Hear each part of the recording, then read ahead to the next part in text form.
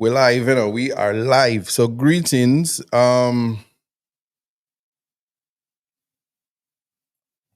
you're tuning into Reggae Global Radio, you are tuned into Context Matters. And what is good about that? Let me tell you what's good about that. Well, today is the day when we have conversations about um, the constitutional amendments. We're also having deeper, much more fulfilling and rich discussions when it comes to when it comes to just general conversations in terms of understanding your rights. We're at a crucial time in the Jamaican space. Greetings to everybody on TikTok. Greetings to YouTubers. If you tune into the ISAP Buchanan 5419 channel for Context Matters, here's what I'm saying to you. The report about from the CRC, that's the constitutional whatever people, that's how we talk. And if you are a part of the diaspora and you're tuning in from Reggae Global Radio and the time is 5 o'clock where you are, or you're in Jamaica and the time is 4, it don't matter what time it is. We just know that if it's strong and wrong, we're not in a it. And this is why context matters, because there's nothing worse than seeing people say they're doing things for the benefit of the people, but in hindsight, if it disenfranchise one person, then it has the potential to disenfranchise you. So I've looked at the report and I have, I'm not going to say that effort wasn't put into it, because I think if you're going to meet at least 41 times, you must have been meeting with something. It could not have been that you were meeting just to collect a salary or money or whatever it is, to make sure that it was said that something was done. So kudos to the work that was put into the thought, the concept, the idea, similar to that of Plato's cave, the allegory of the cave, where I said that persons looked at the shadows and guess what it was without going out into the world and having a full understanding what it is. That is where we are when we're thinking of constitutional amendment. There was a thought and an idea that Jamaica could become a republic. The same thought and idea that we would become a first world country by 2030. So the road to hell is oftentimes paved with good intentions. But what is happening is the people in control of the ambitions of a developing nation have to have things like compassion, fairness, humility, empathy, respect for the least among us, must have a concept of the value of every life. They must not fall into the realms of discrimination. They must not be corrupted. They must be have the ability to want to be held accountable. And so it is in that vein that we speak about morality, because in morality is a societal concept. It's oftentimes not really a utilitarian concept, but what the expectations of usually the upper echelons of society, whatever they say works. Kind of like, for instance, it's okay to turn it around and push it back in, turn it around and push it back in. If you know the song, you can sing with me. Turn it around and push it back in. And all people from walks of life, they will happily turn it around and push it back in, because it's a carnival song.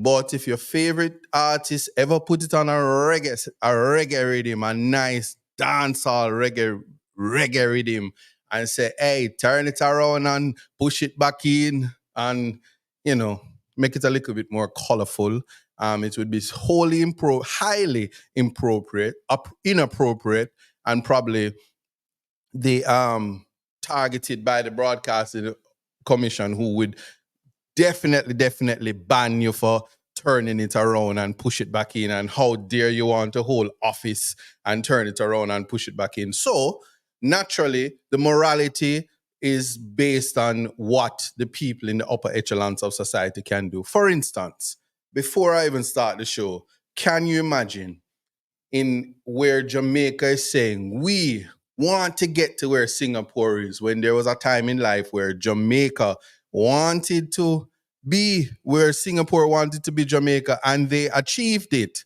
Well, now it is that Jamaica wants to get, I don't even think they want it. Your leaders don't want that. But what they do is they want to get to a place where we are so much better, where we're doing great, where we're developing, and we rid ourselves of corruption. But guess what? They really don't want that.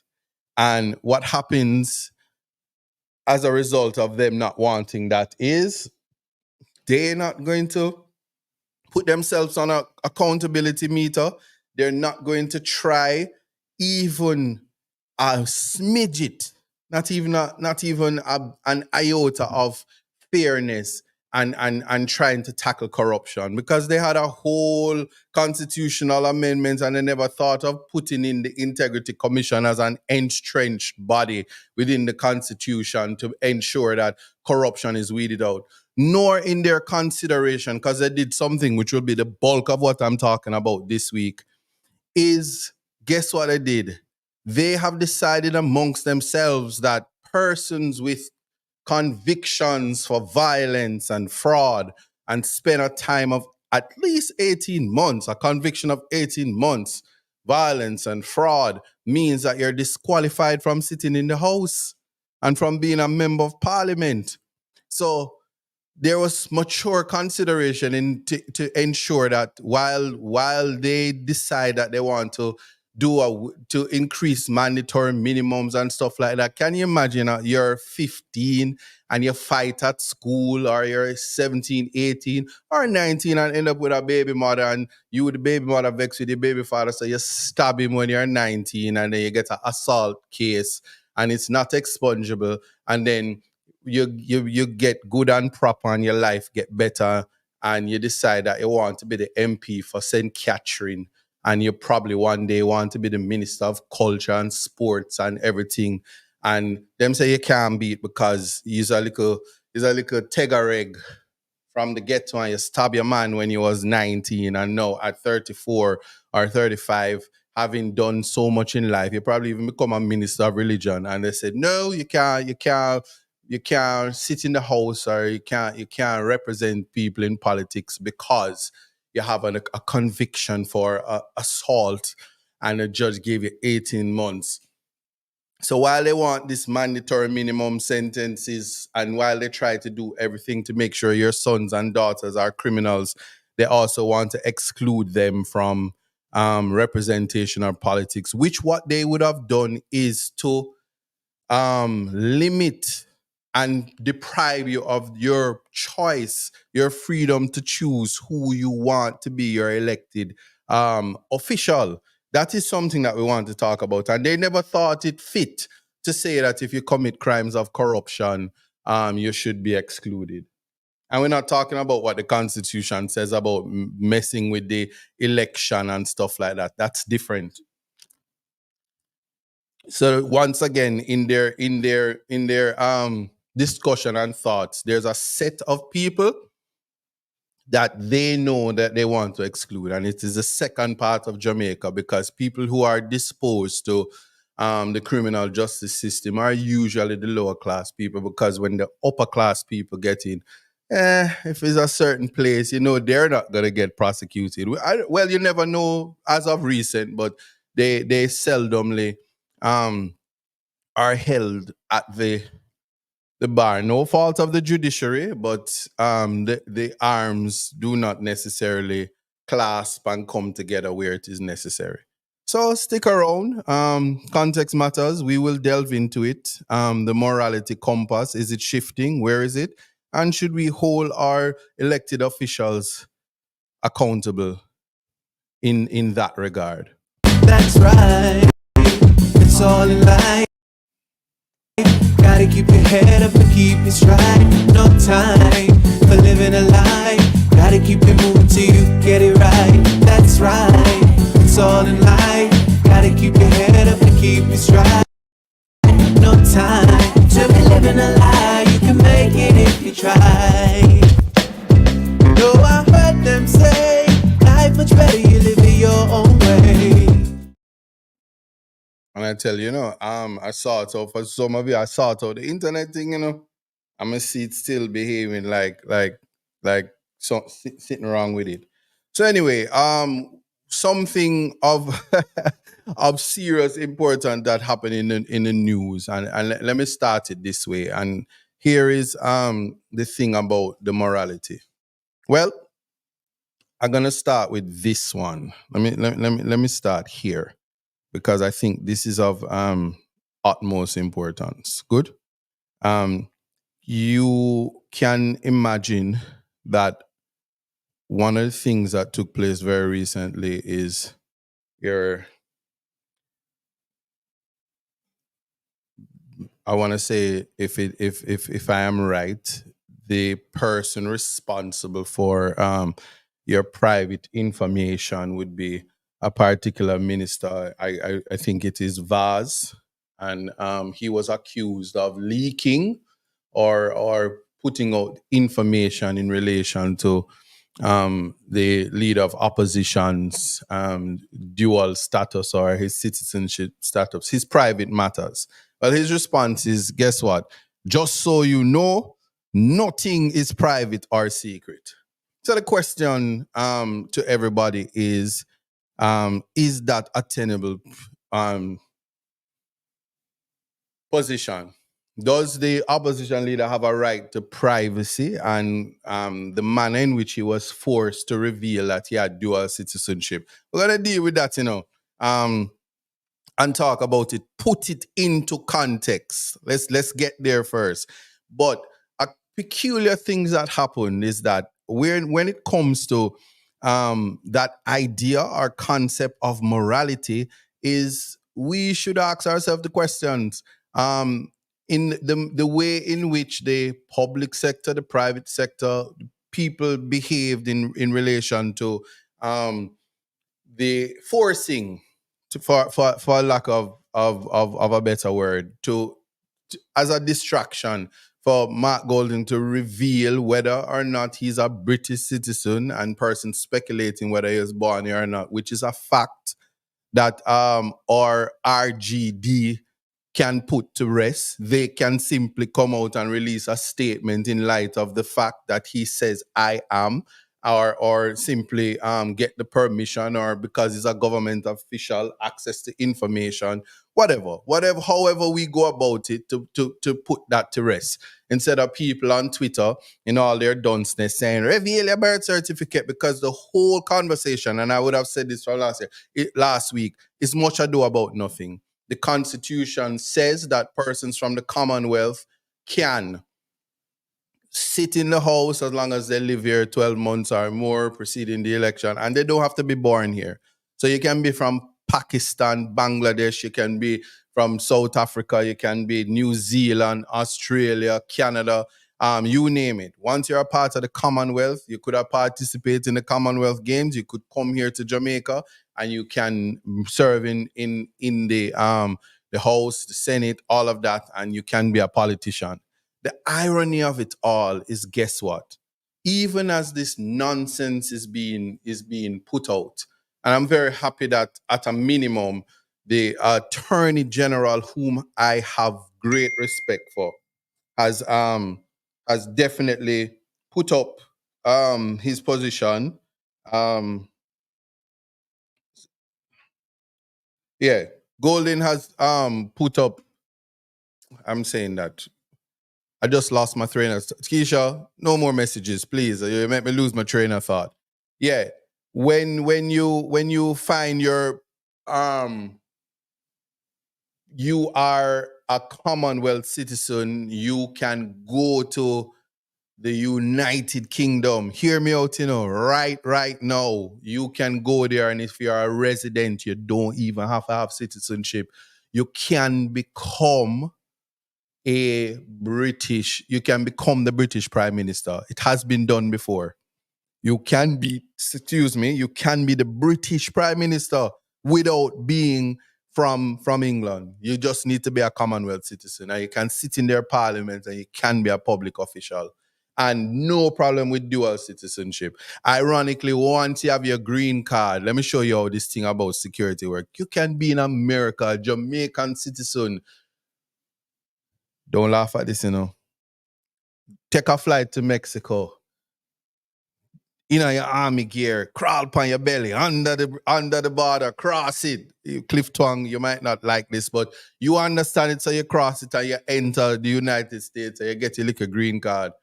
You can go in the army, national security, and you can go shoot pie, buoy, brrr, and throw bombs for America, and they don't have a problem with it because they're terrorism, espionage, all their laws where it is concerned, they can deal with it. And the international community have all things in space. So for all intents and purposes, you being a member of the Commonwealth, you can go to England and become a politician right now.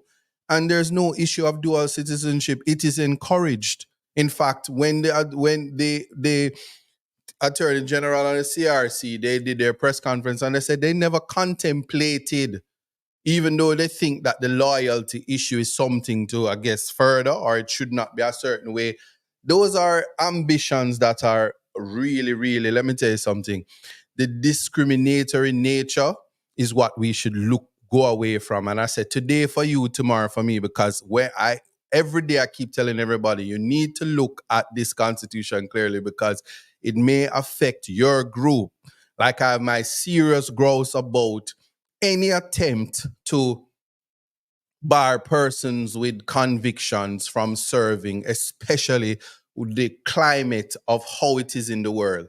Currently in the United States, you can, from a jail cell, come run as the president of the United States. They can't stop you. So even if they put Trump in prison, he can run and become the president of the United States while indicted, while convicted, run his campaign from a jail cell. It is not a bar. And everything, all you people who stand up in lines, because that's really what the bad mind aspect of it, You stand up in line and you stand up in the sun hot. You don't tell nobody when you take up your $30,000, $45,000 apply for visa. You know, no money in your bank account. You know, no ruble lebles. You know, no education. You know, no a lie. You have a whole heap of ambition because you say you're going to try your luck. You show your partner draw, put on your best clothes, you borrow your cousin tie and everything, and you go up there, you say, I'm going to look the white boy, and he must say, where you going? I say, I'm going to America. I'm going to go see my cousin, and a cousin up there. And I say, yeah, what are you going to do? You say, yeah, I'm going to help them out because they're getting married. And I say, yeah. He says, yeah. And I say, how much kids you have? You say, I got 7. And I'm coming back because I foul them. I have to come back, because by the time I come back from foreign, the foul them is going to hatch, And them give you the visa and you say, yep, chop them. And you go foreign and you don't come back. That happens daily. And you join the line and you want to get your visa. So somehow somebody says, we don't like the fact, say, somebody parents give them citizenship from another country. So they must denounce it if they want to represent. And so the Vaz, he was U.S. citizen by parentage. He gets up and says, "Me did not forgive a man," but the United States is not the United Kingdom. The United States is not Commonwealth. So while he was doing something illegal, Mark is not doing anything illegal, and I want people to appreciate that. The bad mind aspect is, as we are a growing nation, and although we are independent, we live in a society, we live in a world where we need to be attached to other nations. That's why the Commonwealth is voluntary, and that's why there are nations who weren't even a part of the Commonwealth that joined voluntarily to be a part of a community because of that, and recognizing that on the world stage, and if you listen to Mia Mottley, who is really the Prime Minister and President of the Caribbean at large in terms of her advocacy for Caribbean people, if you listen to her, she says, listen, we're small, we're little but we're Talawa, and for fairness, for equity. There are things that the bigger nations have to do to give effect to independence, to give effect to the concept of equity, not even equality. And in speaking like that, there's an understanding that developing countries need more. We spoke about equity before, They need a lot more to continue to develop. And they need a lot more leverage, which is why some of those countries, they don't need visas to go to some of the first world countries. And so while it is that we are supposed to be modeling and increasing the power of the passport, so those who are offended by my dramatic rendition of applying for a visa, who is offended, you wouldn't have to do that if your leaders was making all effort to increase the viability of your passport so you can get up and go. Freedom of movement is what you want, because when you have that, it's more important. And then let's talk about the defense aspect of it. What is it that when it comes to the Jamaican situation that is different when your prime minister went and took the oath and tell King Charles himself, say, listen, I will serve you, I will fight for you, I'll protect all the jurisdictions of the Commonwealth just for you. I will take up arms and I will murder somebody for you, my king, because I am your loyal servant with the biggest nose. But listen, you see that white man who him father born there, him is a traitor and a dual citizen. So even though I'm begging you as your subject and I'm a part of your king's council, your privy council, because I'm a part of your privy council, I born in Jamaica, so I'm not like him. Nonsense. That is why context matters. That is why it is so important to appreciate that when people are throwing stones and live in glass house, they mustn't do that. And I'm going to say this to the people who like to critically assess things. In a tracing match, in an ad hominem situation, this is the highest that anyone can take it for your future prime minister. And trust me, I don't have to put up no guard rings. I don't have to call St. Thomas. I don't have to go to Westmoreland. I don't have to go to St. Elizabeth or St. Mary or anywhere. I don't have to get the African Baba. I don't have to do none of that. I will say this to you. This is the highest anybody can take it for the next Prime Minister of Jamaica, Mark Golding, to say he's white, his father is from England, and he should renounce his ancestry and his family and his father to serve the Jamaican people. Heights of bad mind. And it's just is in the ad hominem situation, it's just an attack and a kickback. Because he said you must have morality, you must have the moral fiber. And even though not in law, which I never agreed with him, and anybody can tell this, when Mark Golding had called for Juliet Holness to resign as the Speaker of the House, as a daughter of this nation, Jamaica, and as a woman in her own right, people always upset with me for saying it. She have her ambitions and she has a right to be Speaker, and anybody don't like that, change it. Did they do so when they were reviewing the Constitution? No. So it's not something of interest, so it should not have been raised. And I just felt that way. So when the Prime Minister come out, if it is him say, yeah, remember when you talk about my wife, see, you have two citizens, 1 foot in, 1 foot out, because you want to turn it around and push it back in, and that's what you did want to do, but we catch you. And the people them for run you because we spend millions of dollars and we're not going to have no referendum. But we always knew we wasn't going to have any referendum, because when the Minister of Constitutional Affairs does anything, the Jamaican people does not trust her.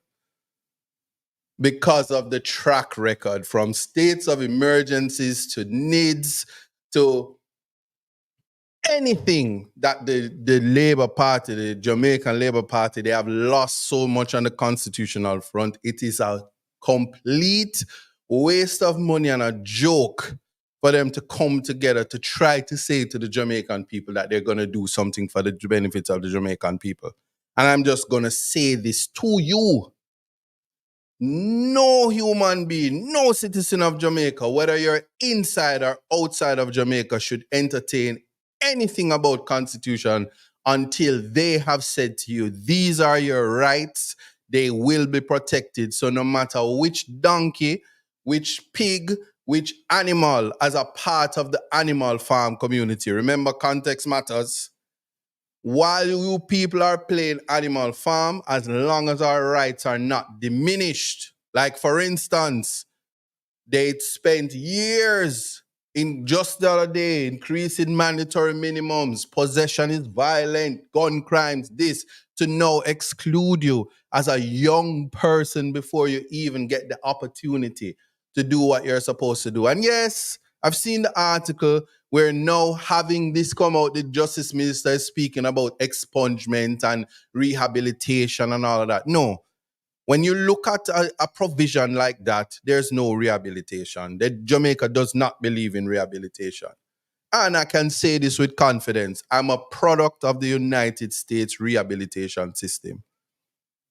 There was no mechanism existing in Jamaica that could have caused somebody to go to prison and become an attorney. Not possible in the Jamaican space. And if somebody did it, they did it on their own volition and their own merit without any assistance from the government. And I dare anybody to challenge me on that.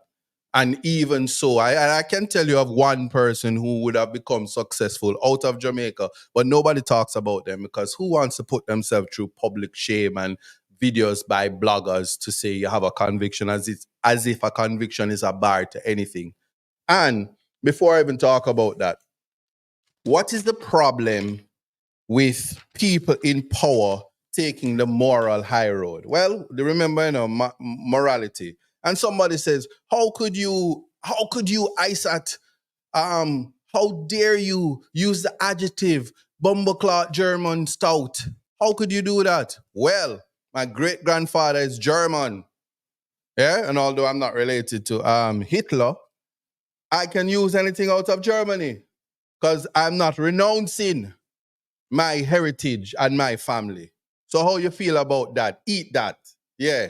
Anyway, what somebody is supposed to understand and appreciate is that limitations on the ability to represent the people is something that should never happen in a free and democratic society.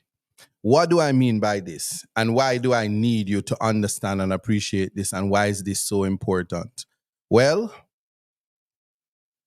here is why this is important. If the persons in power can set limitations, well, let me tell you a little story.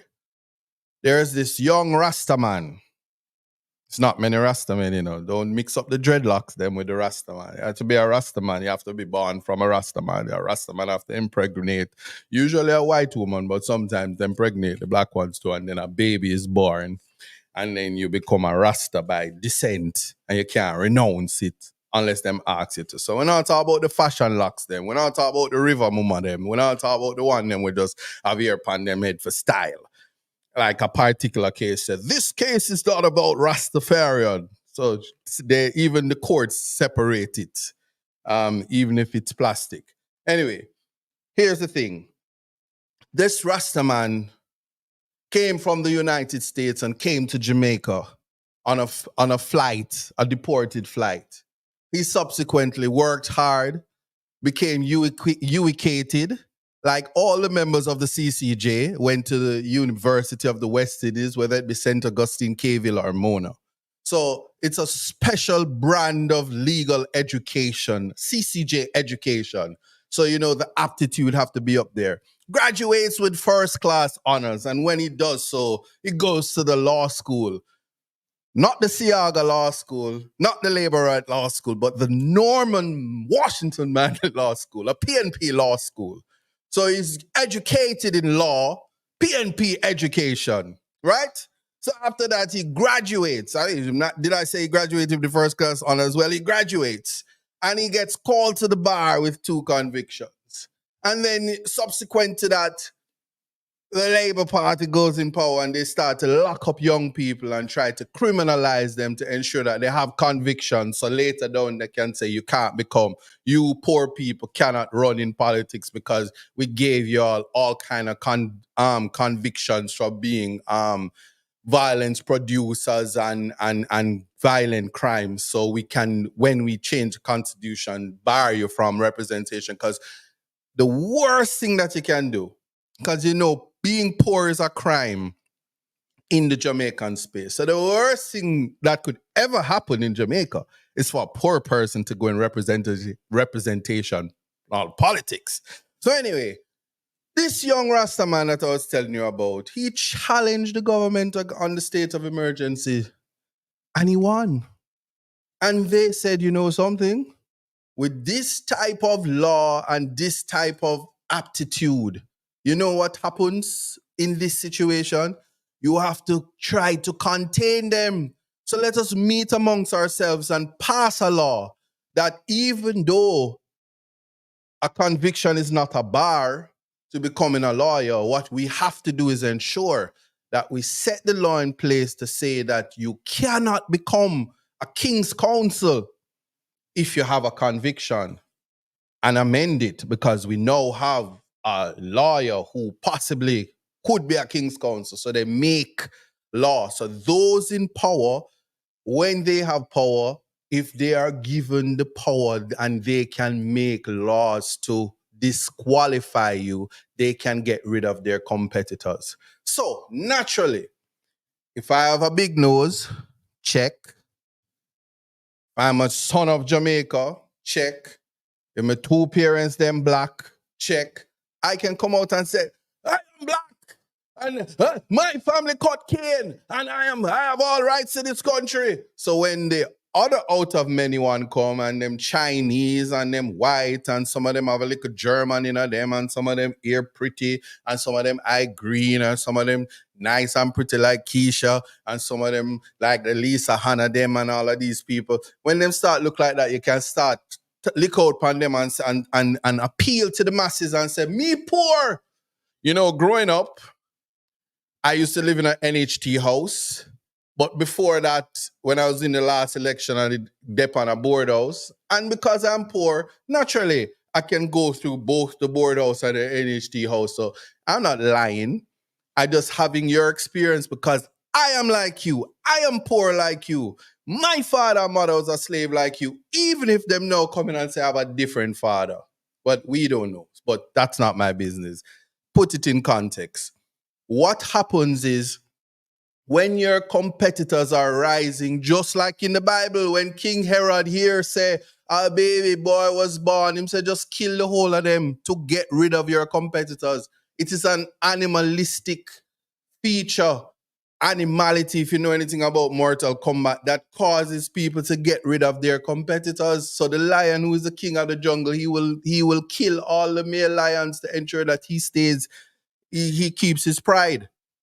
So what happens is, the people don't like limitations, like the thing I told you about. The Constitutional Committee decided that they wanted to expand the exclusion. And you heard the comments, i.e. notice they said to be the president, and I'm conflating issues because I want you to know about exclusion. They said the president can be two things. What was it, Keisha? From descent or birth. You can be the president. So you don't even have to come here.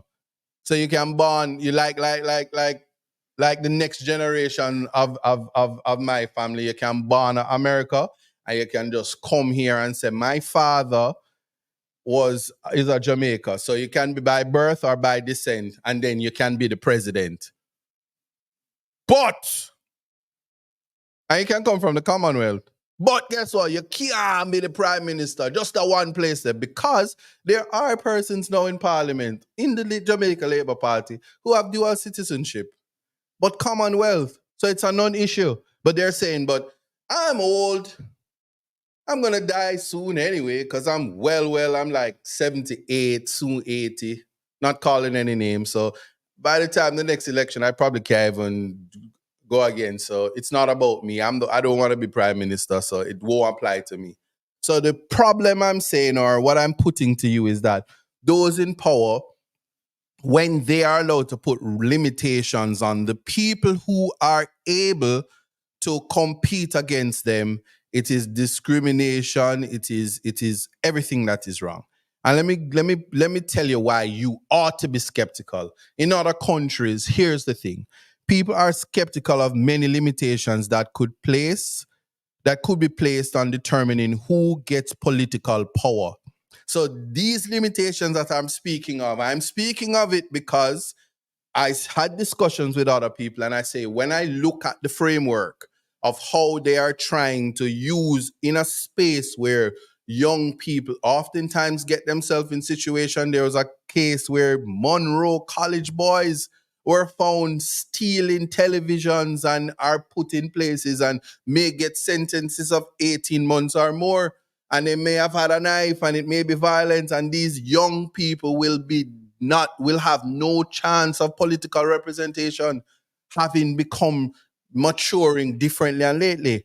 So I'm using it because I think that that type of consideration, which is supposed to be mature consideration and is actually different or is departing from what most of the world does. We emulate the United States, we emulate the United Kingdom, all first world countries, because majority of them are white, ensure that their sons and daughters, if they wish to get up tomorrow and say, I want to be a representative in a free and democratic society, they can be.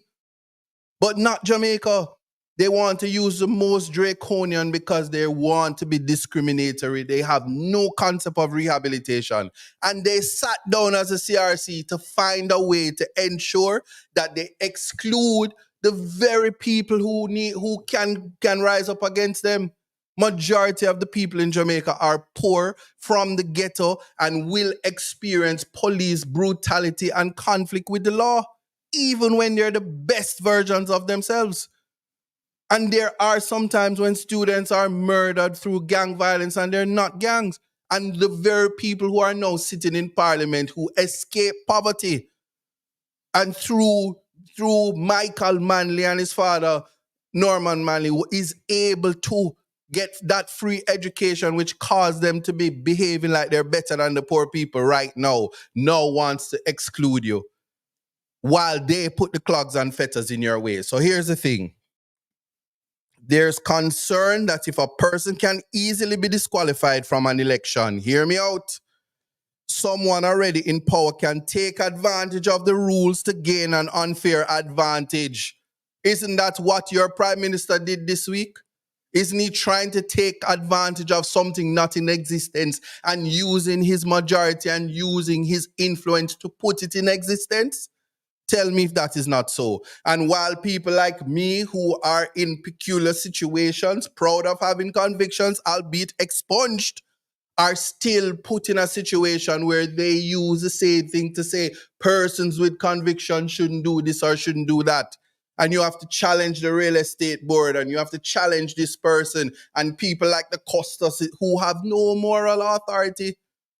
Not even a lawyer, couldn't even become a lawyer, gets up and say that you should not be able to be a justice of the peace, even when you're a lawyer, even as an officer of the court, because of convictions, and determine something in law that they know not. But I'm using those things. Your competitors will try to cut you down using their power and try to put clogs and fetters.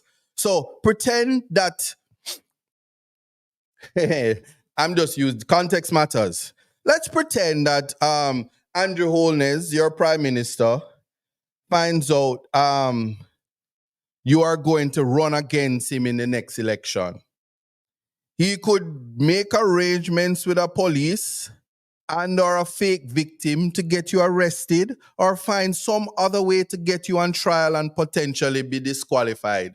If it is that they said that persons who commit fraud and persons with violent crimes, 18 months or more, cannot run. And so recently, all they have to do is you're doing well in the polls, they just pay your second baby mother to just go over the house and say you either try rape her or you thump her in her mouth. And then you're before the court, and then the moral horse, especially, what them name, the Y2K people, them, gets up and say, you should resign. Move them, take them out, take them out, take them out, because they get rid of their competitors. Easily to get you disqualified. Or if you don't want to do something so blatantly dishonest, what you could do is start making arrangements with other lawmakers to change the requirements to best suit your needs. So if you know you're going to lose the next election, because you're going to lose the next election, I promise you, my mother have a dog named Lovely. And if the People's National Party don't believe me, dress up Lovely. Because Lovely born in a Jamaica and is a Commonwealth citizen. Dress her up and put an orange bow on her and put her upon the ballot. She would still beat Andrew Holness. The leader of the opposition doesn't need to win the next election because the government in power has already lost it. Hear me now? You don't believe me. You don't believe me. Them put all them granny on a bike back. You don't believe me. Watch this. Step in it, night and come. You can't keep we as a step in it. Them find out. Step in there. Them find out. Rocky road. I'm gonna play it again because Granny know come on her Step in it, night and come. Night You can't and keep come. we as a step in it. Time come. Step in there. All right. Rocky road. All right. I'm not going to say no more. You don't believe me, you know. You don't see where I go on. Count on tapping it. But as I was saying, what that's all they have to do. They use the make requirements that fits their need. So you're going to tell a man who all him statutory declarations are in on time. Him not have no umpy-scumpy behavior. He's a man of morality. The man say, why did you quote Vibes Cartel? How could you think of that? I said, don't say nothing. Let me resign because I don't want them crucify you. Very well. Compassion, you know. The man here say, a man say, choppy line. Him say, you can't be a part of the party. We have standards. No nonsense. A man who says every single member in my opposition must sign a code of conduct because we don't want thief. And the best thing you can come up with is because guess what? Him parents give him a little advantage that him not have to go stand up in a line and tell the visa people them a little lie, forget to go a foreign. Yeah? And people make conversations. These are things. So you put things in place that best suits your needs. So here's this. What if they say tomorrow, if you smoke marijuana, you can't sit in the house?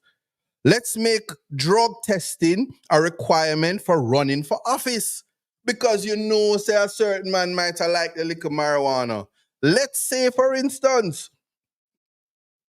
you're a dancehall artist or you're a lawyer that like dancehall. If you listen to dancehall, you're excluded because the only thing acceptable is to turn it around and push it back in. And while the song play, you turn it around and you push it back in. Yes. You do that, right?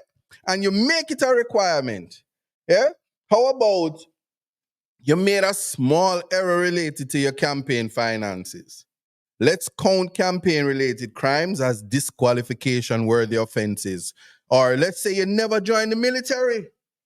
And then right now, because of the new constitution, they say, because your prime minister right now is a real military man, him love everything, him and minister of defense, him everything. Him use it, all the police one time, him want to make them military and Rocky me, and big friend and everybody. So let's say them say, what, you never joined the military? It has to be mandatory. And you never join the military, you shouldn't be able to be prime minister of this country because you have to at least go to the JDF and walk up and down and stay with them. But if you're a lawyer, there's a simple way to fix that, Because, for instance, if you don't get a doctorate from you just go to Delaware and your friend them do that. All the same thing, you have military friends. Or you can do something like this. Let me see how best. This is one of those programs where you have to use visual aid to guide you. So you have certain questions to make sure that when they're trying to disqualify you, like if they say to you, my people, this is no attack on Chucky. Chucky has nothing to do with this. And we know Chucky not lucky already, but see it here. Let me see it. Hold on. Right, here it is. You just simply say when the interviewer asks you, and they like to ask, so here's what the interviewer asks you. The job interview says, it says here on your resume that you went to Harvard University. You answer, you say yes, for my cousin's graduation. So, and them say to you that you're in the military, you say, yeah, I go a camp. Go a camp. Go check my cousin. And that should cover it. So them can't trick you and count you out like that. Because you join it, you go up there. That should be enough. Now, try this. Let's make it mandatory for the president to have already achieved at least a certain military ranking. So when you look upon them things there, you just go to the Adidas store and you just buy up your military clothes and make them know, say, oh, you're in the Adidas army because we here to create. Anyway, y'all get the point. You get the point. So that being said,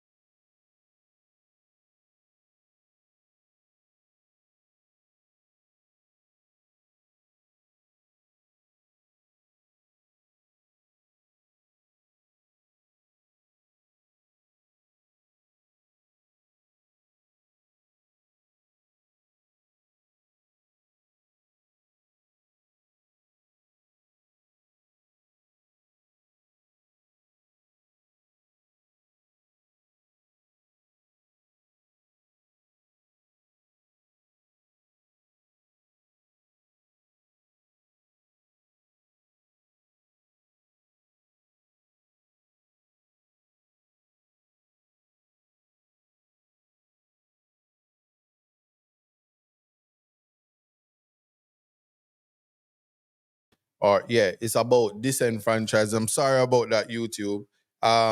Yeah, it's about disenfranchising the Jamaican people. So I gotta repeat it for the benefit of everybody. In conclusion, in relation to why there should be skepticism about limitations, including making an entrenched provision within the Constitution to bar persons with conviction of violence, 18 months in jail, or fraud, or expanding what is already in the Constitution to exclude persons, is that it is an unfair advantage. And so there is an attitude between the political electorate per se, and for the people in the country, the citizens, the persons whom politicians serves. Remember, we are the humans and they are the creatures, at least now, because they are marching along to get parliamentary supremacy with the ability to just change law as they will, and it will emasculate the court. Right now, the Constitution is the done of all dons. And if you look at how they're trying to change the Constitution, it won't be so. It will be parliamentary supremacy, and they can, like a thief in the night, just make the necessary changes to the Constitution, simple majority, and that's it for you. So what it is the attitude that people of the country want someone to represent them. That person should be able to. That is the attitude. And making restrictions on running a normal part of the process opens the door to those already in power, screwing over political opponents. And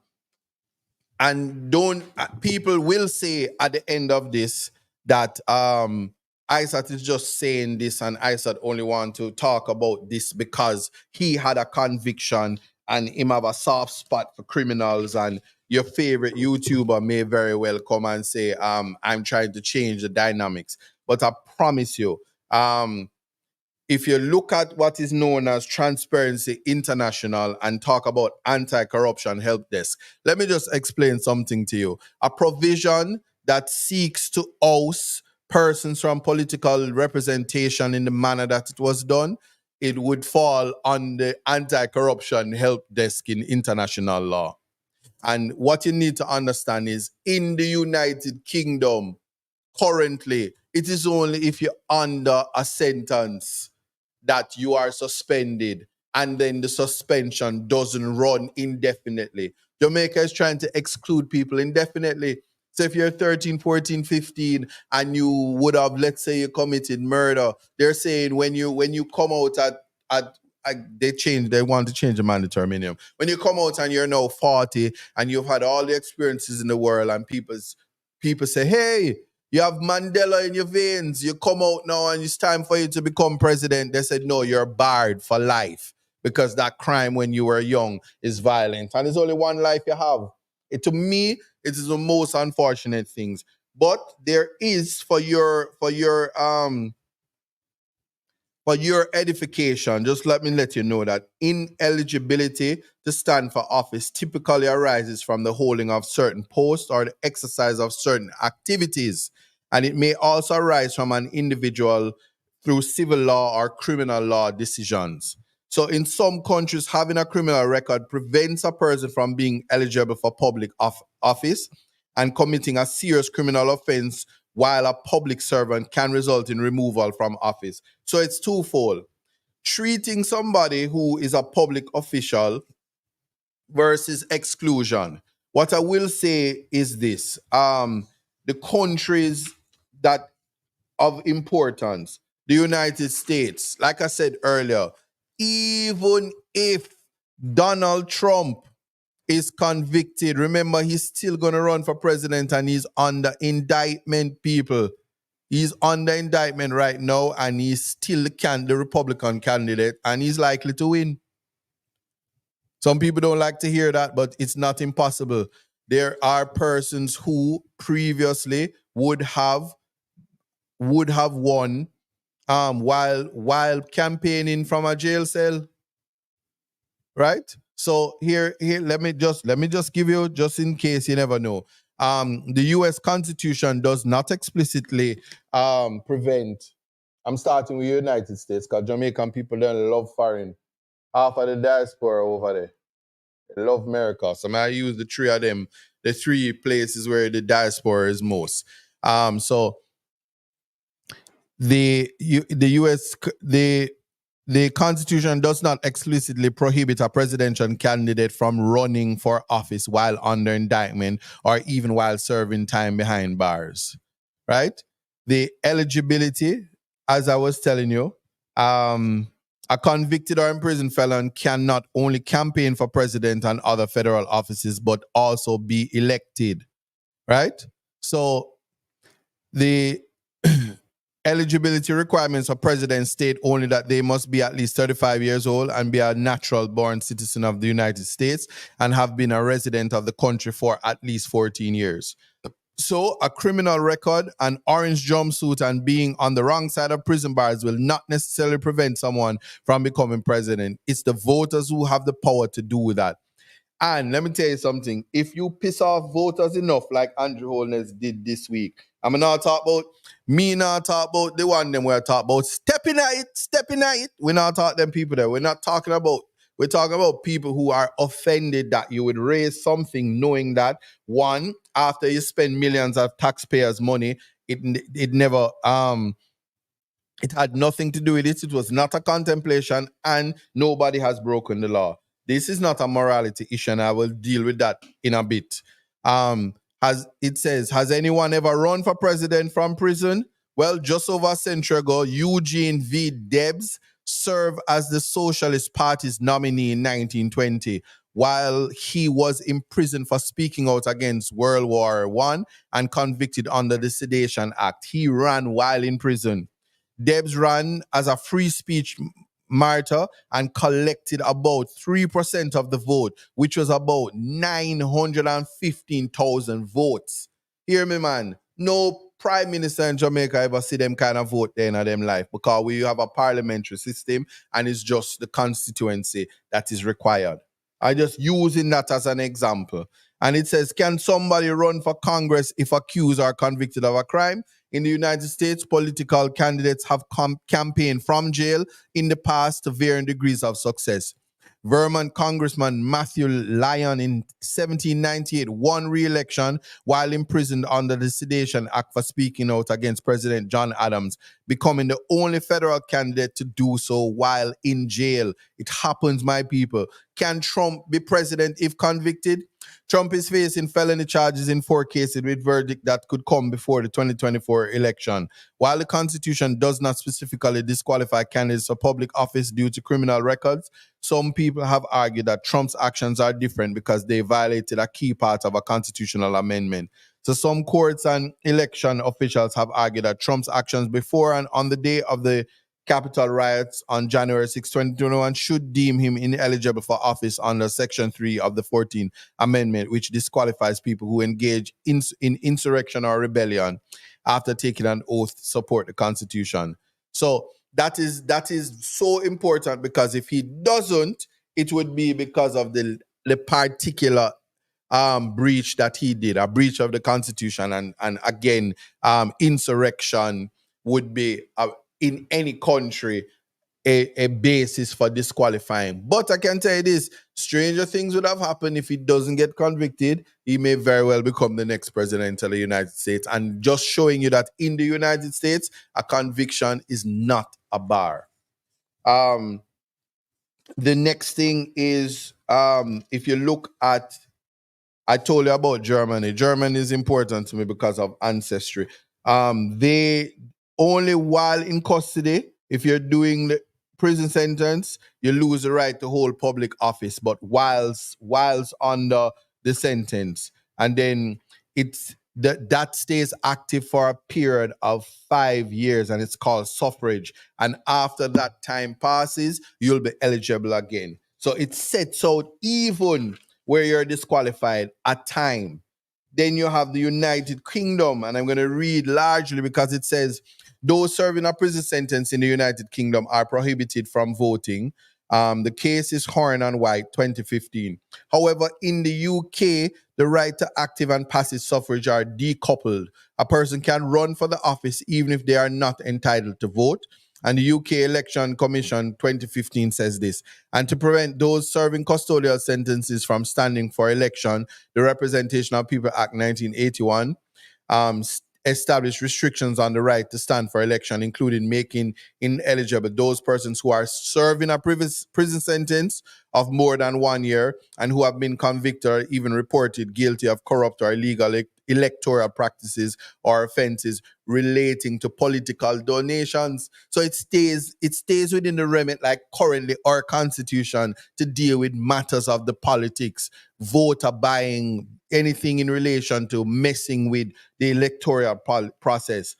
But it goes on to say that the disqualification for membership of the House of Commons lasts for the duration of the sentence.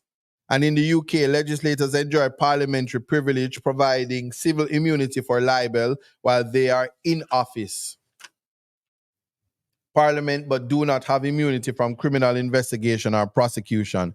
Cabinet ministers in the UK do enjoy limited immunity from prosecution to the extent that their conduct falls within their official capacity, but can stand trial for actions that exceed the scope of their office.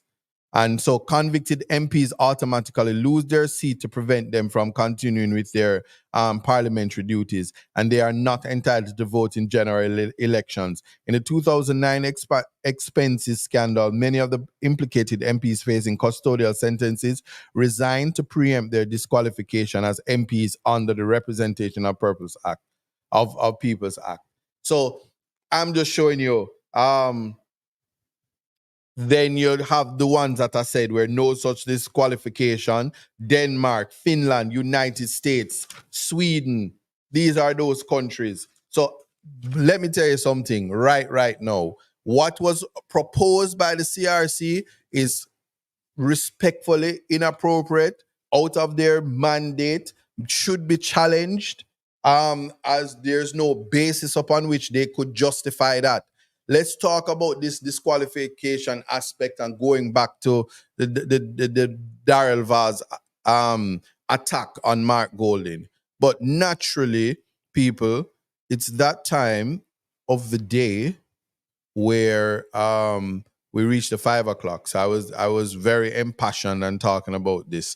Somebody said there's no checks and balance in the government system, no way to stop them. Well, that's so true. So we're at the 5 o'clock hour. So we are taking that commercial break respectfully. So just hold tight for a second. We're gonna be right back.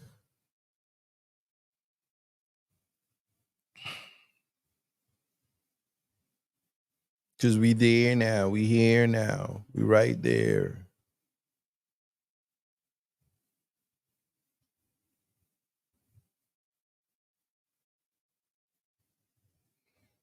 It's all in life. Gotta keep your head up and keep it straight. No time for living a lie. Gotta keep it moving till you get it right. That's right. It's all in life. Gotta keep your head up and keep it straight. No time to be living a lie. You can make it if you try. No, I heard them say life much better you live it your own way. Yeah, so the next aspect or the next thing is the whole thing about why we suffer from the human element. So we were talking about morality and mortality. It just really comes hand in hand.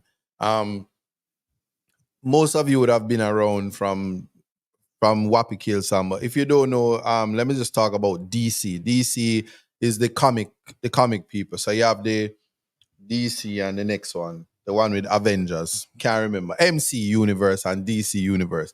Well, Superman is the big boss for the DC. Well, if you remember Christopher Reeve's time, but the story of Superman, when he wanted to have sex with Lois Lane, he had to become a human. At least back in the day, that's how it was. And he went and he's like, Father, I can't do nothing with her. I can't get to turn it around and push it back in. So help me out. And he says, my son, are you sure you want to give up your powers? And say, yeah, cause white woman is my kryptonite. Black man's kryptonite. How ironic. And him say, all right, and he lost his power, have sex with Louis Lane a couple of times, then he go to a bar and some random trucker beat him up and him go back and say, Father, give me back my power. Anyway, and him get it back and him go back and beat up the man. What's the point I'm getting with this?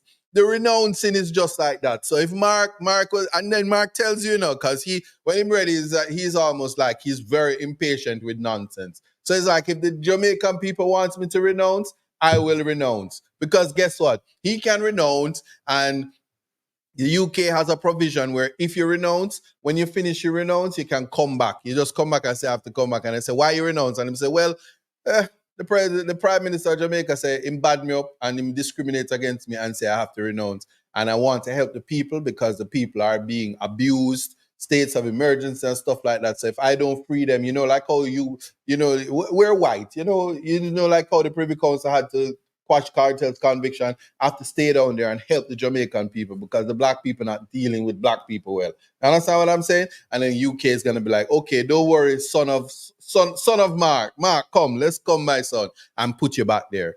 And so it's kind of like that. That's like the situation that they put in Mark in. It's an untenable situation, but the human element about it is that when you start to create morality in it, because people were talking, persons who are, obviously they're not lawyers. They're like journalists and they're like the people, like, it's not regular people. It's like people who are educated but uneducated in the matters of the law. And so they sound really dunce when they're trying to justify something that's out of their depth. So here's what I mean. Well, they say it's not a legal issue. It's in the Constitution that he can have both, but it's a moral issue. It's a moral issue and he should denounce because he has 1 foot over there and 1 foot here, despite that he pays his taxes here, the fact that he has everything here and his life is here, the fact that him wife is here and everything is here. And they say, no, the fact that him father come to Jamaica and him give people fake foot and fake hand and help them medically. And is actually a doctor, not like the Minister of Health who's not a doctor. But anyway, so he does all of those things, and then people is like, but I don't understand this, that.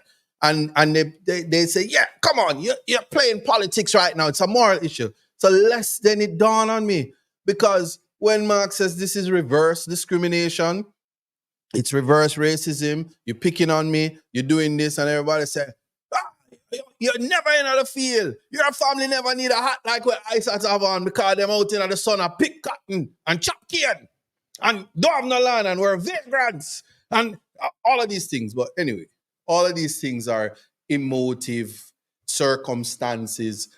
Discrimination is not even in the Constitution in such a way that persons should go there. But when you're talking about equality based on race and all of those things is something that we have to think about, even reverse, because we are out of many one. This is important, because I want you to stop right there. When the People's National Party raised the issue of privacy, and I put it there earlier, and Daryl said, I know everything private. It dawned on me, and I say, you know something? We should really probably start to strip politicians of privacy. Because if you want to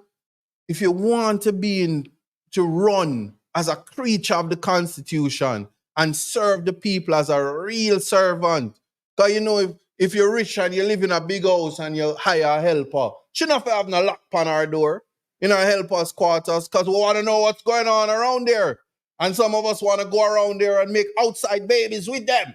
These kind of things. Well, that kind of attitude is how we should treat politicians. So if you want to be a politician, we need to introduce morality, because it's not a law argument, it's a morality argument. So for instance, politicians shouldn't have oral sex. That was canvassed last year. You shouldn't speak about it. You shouldn't do it, because if you do, you shouldn't be in representational politics. That's one. No. So if you're a person of eminent and respectable places, oral sex is not for you. You shouldn't do it. And if we hear that you're somewhere turning it around and pushing it back in with any oral sex in it, you should lose your office immediately.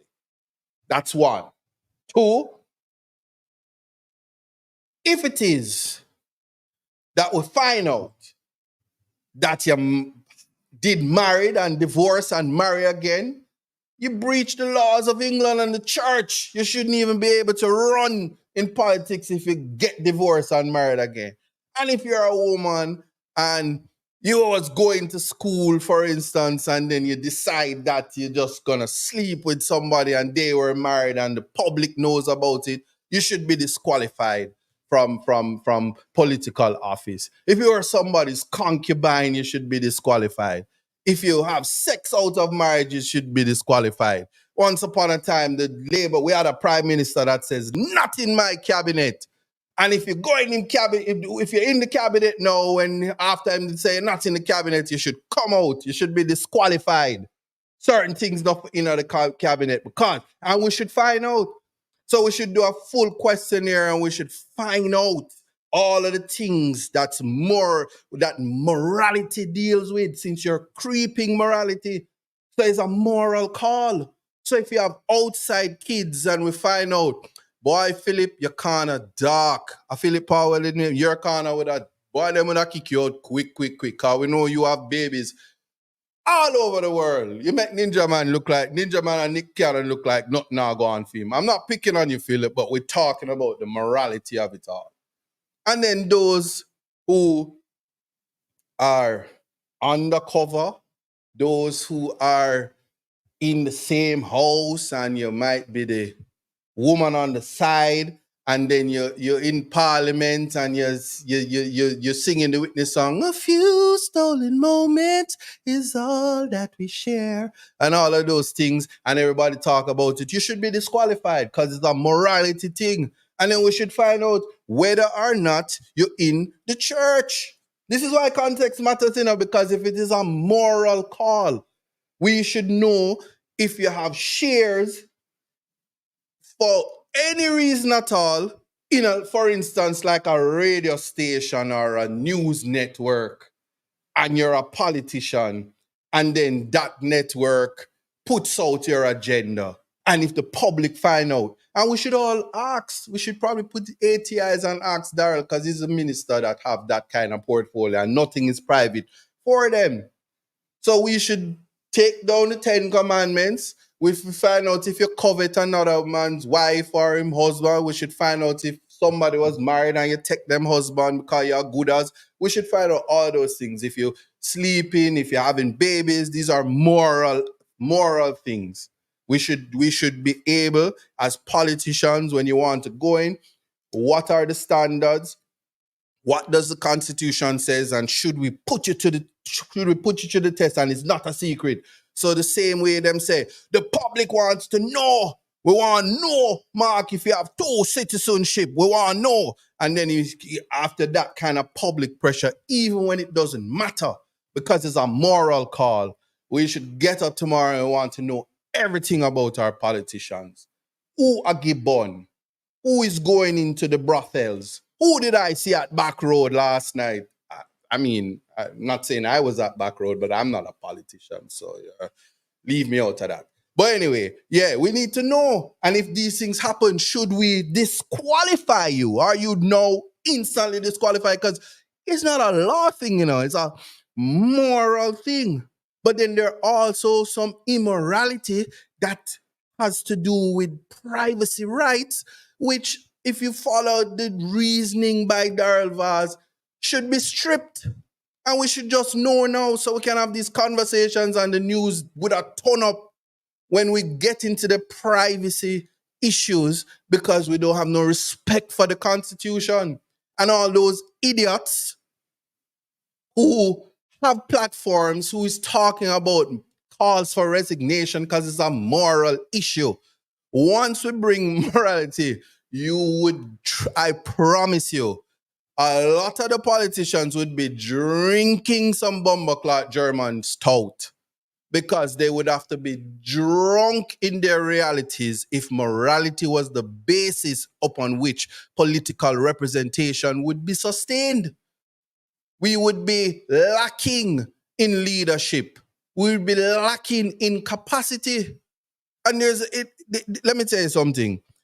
Let me show you the difference between using capacity and having morality injected into a system as a means to use the tool of ad hominem. Well, I promise you this. This particular individual, yes, he, I promise you, said this, and will we ever get back to it is a matter that even I can't tell you. But you see this man here? He said this. And for those of you who is not seeing it, this is Martin Luther King. Martin Luther King said, when I'm in Jamaica, I feel like a human being. Well, he said that back in the day in 1962? 1965, I think. 1965. He said that when I'm in Jamaica, I feel like a human being. Let's put context to it. When he was in America back in the days, he was like, I had a dream that one day I can drink from the water fountain of the white woman and I can sit right beside her and she can become my kryptonite.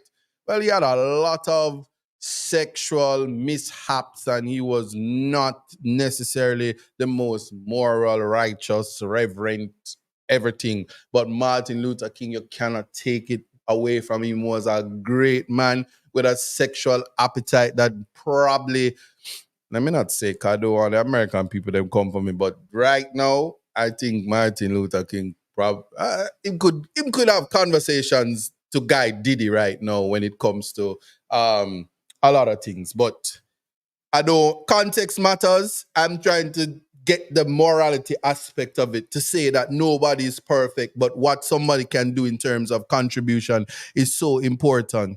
And when I hear people taking the moral road, I think I agree with Vaz. Nothing is private and politicians should not have the right to privacy.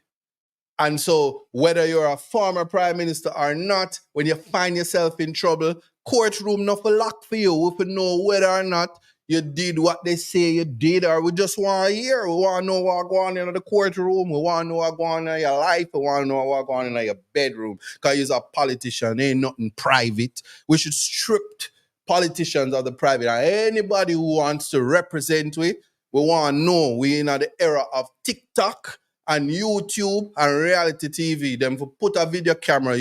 Politicians should have body cams. Even when them going at the shower, we for know what go on. We want to know now. So if you have 1 foot in and 1 foot out, we want to know. We want to know which universities your kids go. We want to know if when them get the flu, if they go to university or KPH or Cornwall Regional Hospital, the most expensive hospital in Jamaica. We want to know if them get their medical treatment in Jamaica. We want to know if them have visa. We want to know if them are Canadian. We want to know wherever them there. We feel like since the issue is raised, we feel like say, if you're the prime minister of this country, your kids should go to the schools in Jamaica. They shouldn't go nowhere. So they must either be UIcated or UTechticated or Caribbean maritime-icated. Probably not Caribbean maritime. I don't know. I'm very biased, but let me leave that alone. But you should stay in Jamaica. You should be homegrown if you're going to sit as prime minister. You shouldn't get to, while your father is prime minister, you must stay at Jamaica. You not go foreign. You not have visa unless you're taking trips with your father when him going. And the taxpayers must pay for it and then him get costs. That's how I feel, yeah. And the people should agree with me and strip them of them rights and privileges. Oh yeah, and NCU too. You must be NCU-icated. No, that still sounds like UE. You must be NCU-cated. Yeah, whatever. But when they get the point. And that's how, should we deal with them with like that? Well, let me just tell you right now. If nobody knows about sarcasm, yeah, I'm being very sarcastic right now because the concept of morality is so dunce and stupid. You just want to box in your face for just even think about that. But then them good go box somebody and get 18 months for it, and then them exclude me. Oh, my bad, I'm already excluded if they have their way. So you have to think about these things while we're debating, while we're doing what we're doing. We have to think about it. We have to have the conversations. We have to ensure that we are not placed in positions.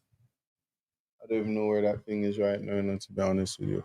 Yeah, we have to think about being put in uncompromising situations because we have an affinity, or we have an appetite to disenfranchise our opponents. And like I said, King Herod did it. King Herod heard Jesus was coming and he said, kill them. No. Pharaoh said, kill the firstborn and lost his son. Be careful what you wish for, because what is important is, if you are being a servant for the people, you must never disenfranchise them. No, somebody said that the church is built on morality, but the church no have no business in other states. In other states, business, church and state, the political system, the church, separating the church from the state is what has caused societies to not fail. Morality is the great divider, because I can tell you this: if we are putting people to the moral compasses, then people who bawling out about abortion rights, it's so immoral for a woman to have an abortion. You should not sit in parliament if you've had an abortion. Disgusting. How can you kill a baby inside of you after a man impregnates you? I don't care if you were raped. The concept of abortion, you're defiled, you're disgusted, you're a murderer. And so if you can't say it's your body, you're a walking cemetery. How dare you? It's defiled. It's not about law. It's the morality of it. The thought that a political representative could have had an abortion and wants to sit and say that she's representing the women who have 10 and 11 kids, even sometimes they were raped and they had the baby anyway. No, man. That woman should never sit, and we should have these conversations. A woman who commits abortion should never sit in parliament. It's irreprehensible, it's unimaginable, it's disgusting. It's something that we could never think could happen in Jamaica. Because you see, Jamaica is situated in such a way where once you're pregnant, you should have the baby. Even if you are pregnant by your father, or you are a slave and the white man impregnates you, at least you're gonna have some half-breed kids and they're not gonna be black. You should be happy.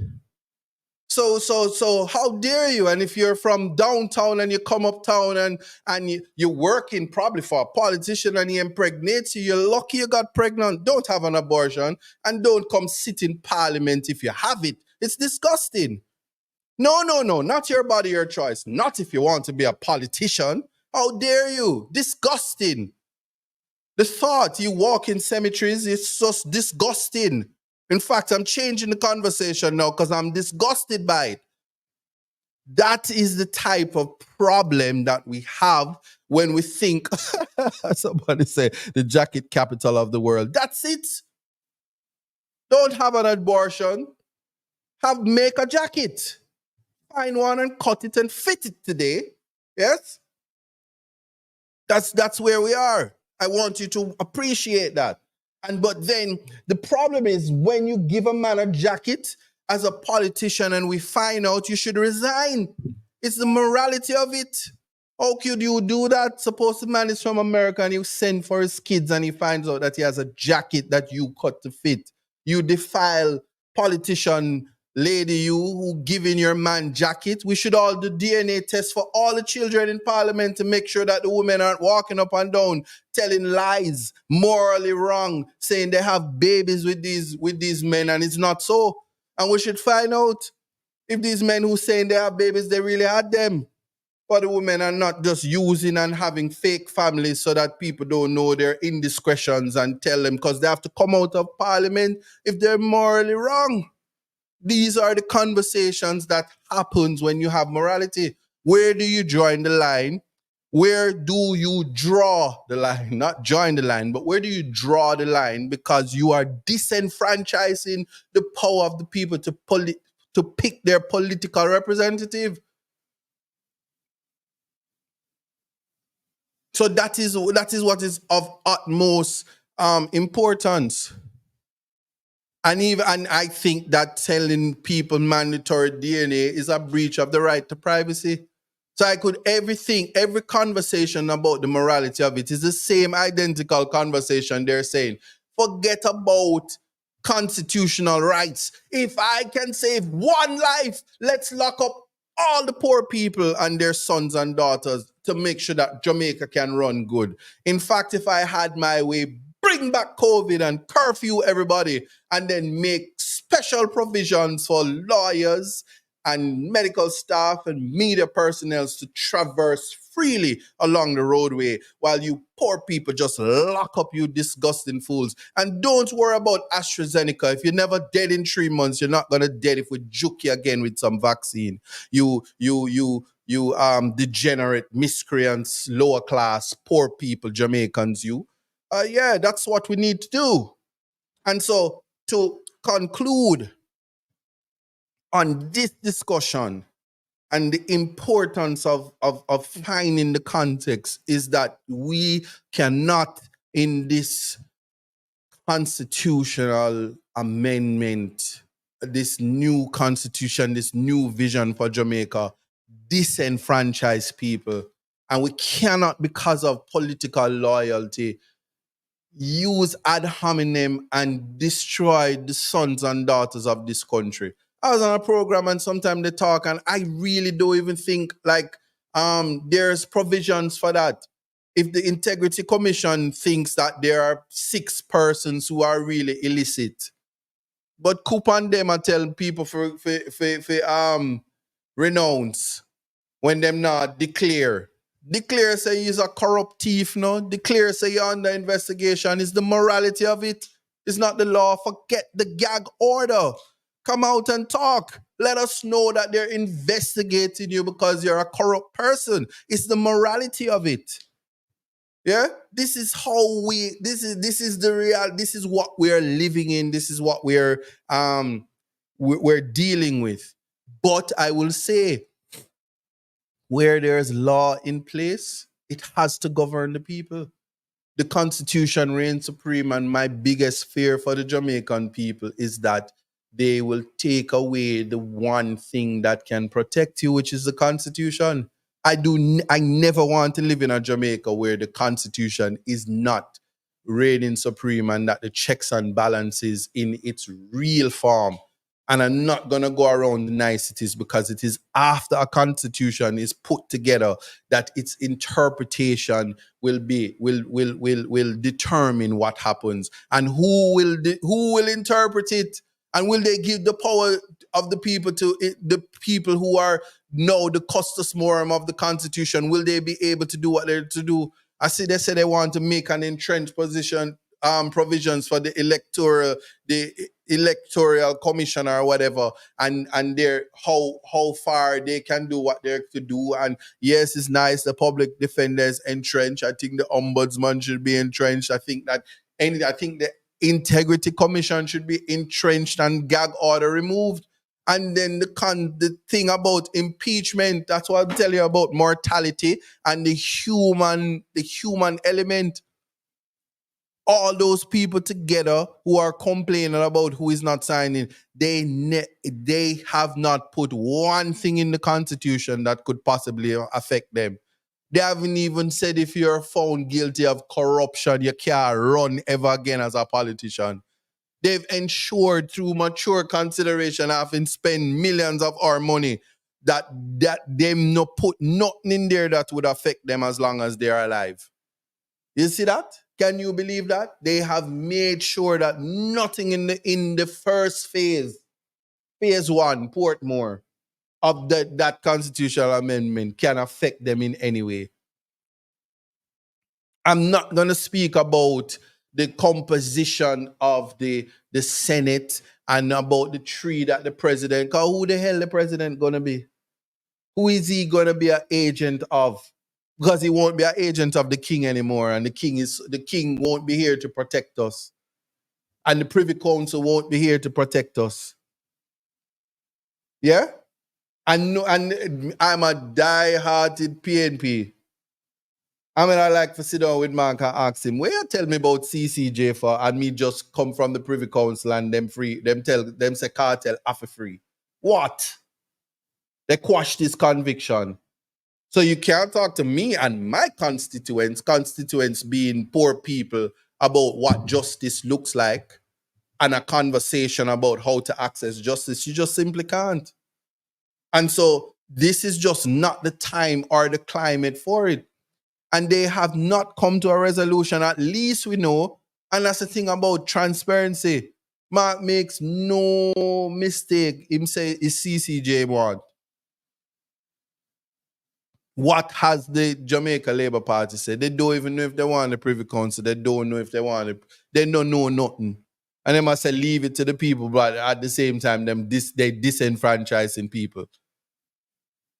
And they did all of these things, and they had no consultation. They didn't ask anybody anything.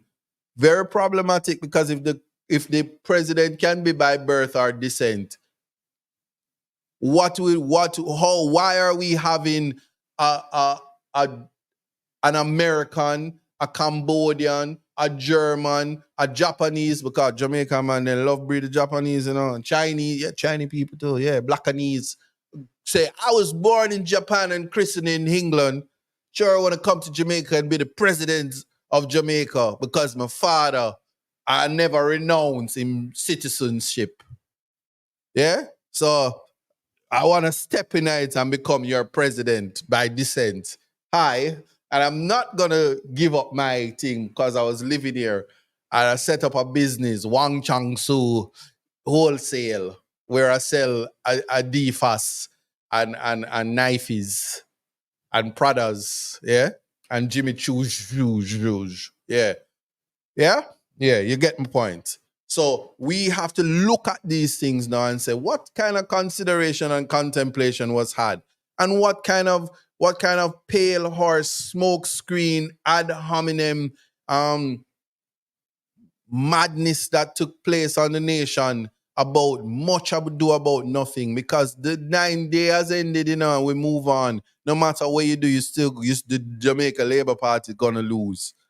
And there's a provision that says that they can extend parliament for 6 months at a time, up to 2 years, even if it's not by war or by disease, just if them do the vote and the 2/3 and the this, and they have not said what provisions are going to be entrenched positions and what is going to be deeply entrenched, because to be honest with you, I don't think that the capacity is really there by all the persons of the CRC. So there's just some movers and shakers, and I'm sure they had a very difficult time, especially from the absence of a lot of people, but they had a very difficult time explaining constitutionality to them, because it's not a document that they necessarily had dealt with before.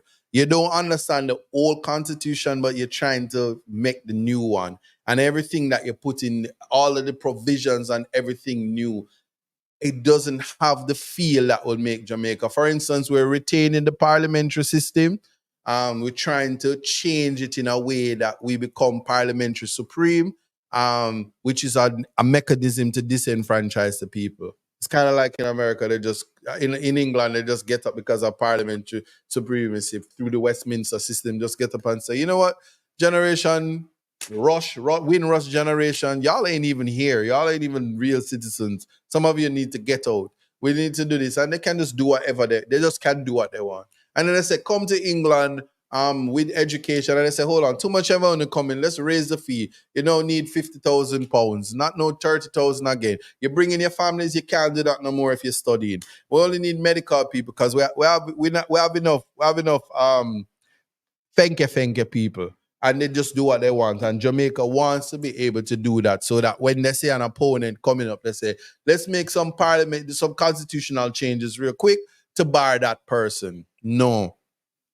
The safeguards simply are not going to be in place if it's not done properly with proper consultation and ask the people what they want. And I can tell you this, don't worry about me. I am fine. I only raise a conviction thing because I see for myself and I traverse the courts every day. Some of the brightest, youngest people who get into trouble.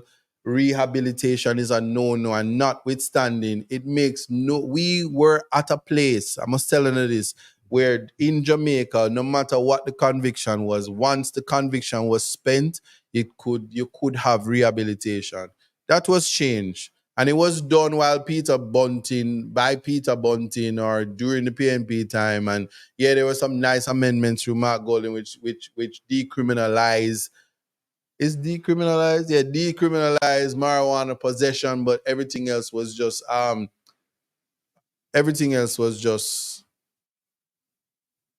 it just went a bad turn in terms of convictions because second opportunity is important.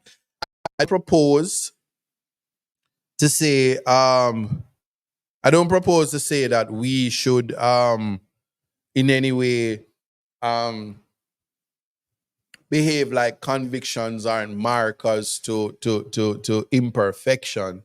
But for people who only have one life, the purpose of incarceration long after punishment is that the persons will not repeat the conduct and will become the best versions of themselves. The country is not doing that. And if they believed in rehabilitation, they wouldn't be housing your sons and daughters, brothers and sisters and family members in dog kennels, in less than in inhumane conditions in 2024, after rejecting a prison deal and people talking about reject it, we don't want nothing from England, but you're still applying to get visas to go there. And everybody, Jamaica is so foreign-minded, and rightly so. And then in a conversation where our remittance comes from the diaspora, you're not in your constitutional amendment making the necessary provisions to include them in a manner that is modern, prospective, like the charter, that will allow for the total inclusion and a modernized way where we expand our borders in such a way that we want those dual citizens to come and contribute and spend their money with a view to retire in Jamaica and reverting their sons and daughters back here. We want that so that we can continue to be the gem of society and we can be the hub and we can be the example. But no, we want a republic, but we're not trying to be Republicans. Yeah? We want independence, but just for some, so we can behave. We can play like we're doing something. We can play like we're sophisticated, but we have our moral indiscretions, and some of us are very disgusted, but sitting in parliament with dirty secrets that Daryl Vaz now said nothing is private and pretend like we're decent. Come on, man. No requirement now, though. But if we're taking the moral road like we did just a few days ago about having one foot there, even though the Constitution says so, we may very well have that problem. We may very well have to deal with that. But exclusion, disenfranchisement, is that a word? Yeah. All of these things are matters that we have to take into consideration. We must not abuse our power. We must continue on the road to fight corruption. I think it is if we're talking about a moral code, a moral compass, it might not be in law that you have to sign the code of conduct from the Integrity Commission. But morally, you ought to have done so to signal to the Jamaican people that you were committed to not partake in corruption, and you did not. The government of Jamaica did not. But nobody's complaining about the moral high road that they're talking about. So we must take 10 steps back. We must abandon this referendum constitutionality. I would have told you about the case last week. I invited you to go and watch it. The Serena Marshall Burnett and the human rights case that dealt with the removal of the Privy Council. And it speaks about entrenched, deeply entrenched, Section 49, Section 110. It's speaking about the Constitution and how you have to respect the Constitution. It's speaking about procedure in such a way that if it is done with consideration for benefiting the people, a lot of what is going on is completely unacceptable. And I've read it. I have read the report. And I can say this, that it is simply, no matter what I say. So let me not say anything for anybody to say that I don't want Jamaica to become a republic. I will just simply say, if there's any respect for the Constitution, it should be abandoned. Stop wasting people's money. Get on with the next election and deal with it thereafter. Stop wasting taxpayers' money. The people want water. The people want humanity. The people want human dignity. And the people want participation. Most importantly, one of the reasons why people here on Context Matters is because they want to be educated. They want to have an understanding, a basic understanding on what's going on. So they don't have to whisper to them friends and say, where them just say, where them talk about, and have these silly press conferences before podiums and talk nonsense and cannot answer one question with a level of competence that can inject public confidence in governance. It has become complete. Press conferences is like breaking news to social media and media houses. And you go on talk shows and programs and just talk nonsense. And that's a level of political illiteracy I've never seen in my life. Yeah. All in the middle of free vibes. Don't get me wrong. All in the middle of free vibes cartel. But for all, the Constitution is the document that is the only reason why some of you are even in existence right now. Because if government had their way, they would just simply exterminate and germinate and reincorporate and come again.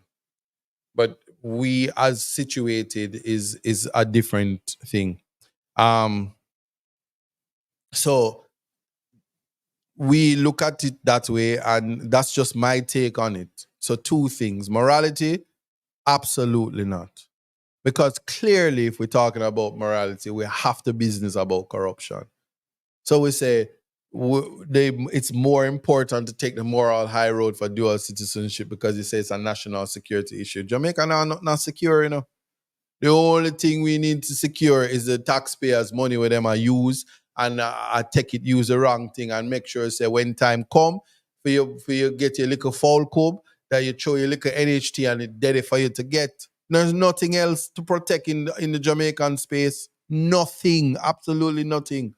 Because anything else that we do have, the government as it is can protect it and not give it away. They give it away. They're giving it away, and some of them now not dual citizenship and them are give it away anyway.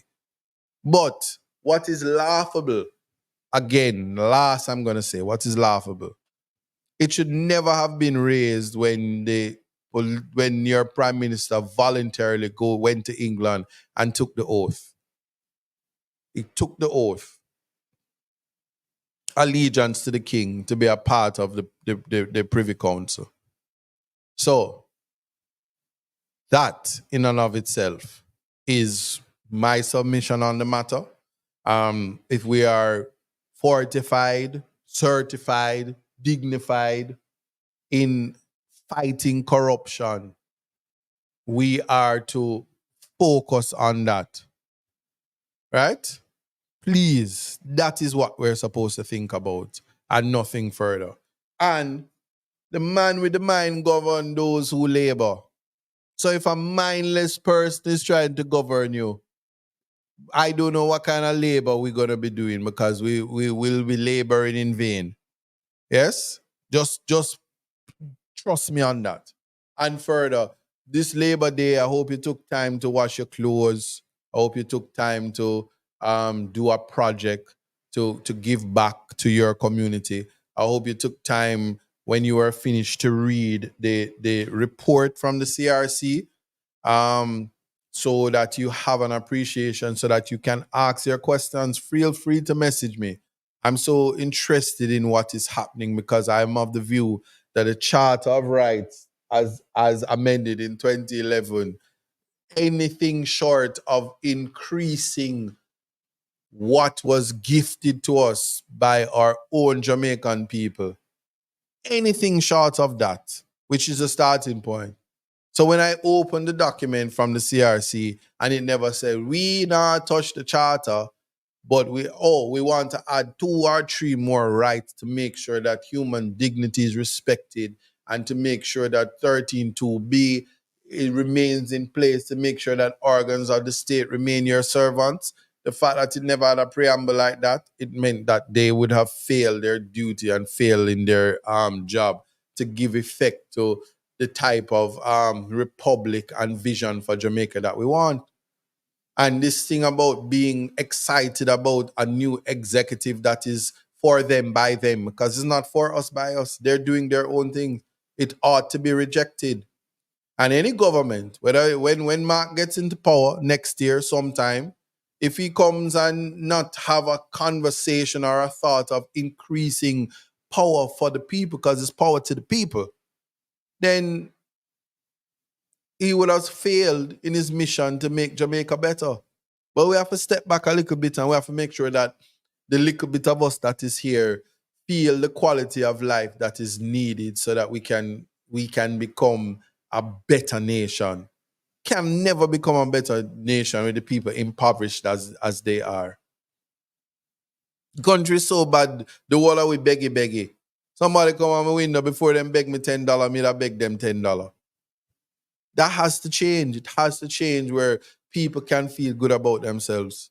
If we are not there, what you're doing is wasting taxpayers' money, and then you're strong and wrong. I don't know if you find a new breeding ground for say the people want health, so let's just tell them so we're using billions of dollars. Let's do Cornwall. We announced we never finish Cornwall with the billions.